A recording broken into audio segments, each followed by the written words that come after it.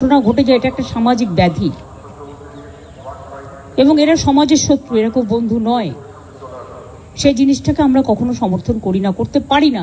কালকে উত্তরপ্রদেশেও সেম জিনিস ঘটেছে একটা দলিত মেয়ের ওপরে, তার দুদিন আগে মধ্যপ্রদেশেও ঘটেছে।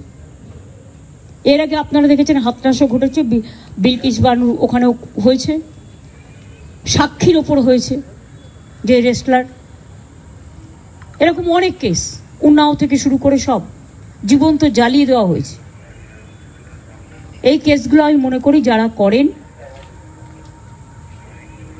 It's a big and big, কি বলবো আমি জানি না, extra ordinary criminal, it's a crime, big crime.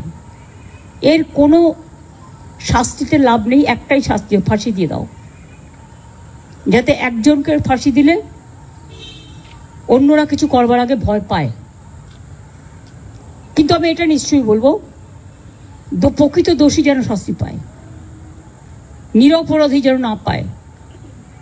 কারণ ধনঞ্জয় চ্যাটার্জির কেসটা এখন প্রতিদিন কাগজে লেখা হচ্ছে, তার হয়ে একজনকে সাক্ষী দিতে বলা হয়েছিল, যে সাক্ষী দিয়েছিল সে স্বীকার করছে যে আমার পাপবোধ হচ্ছে।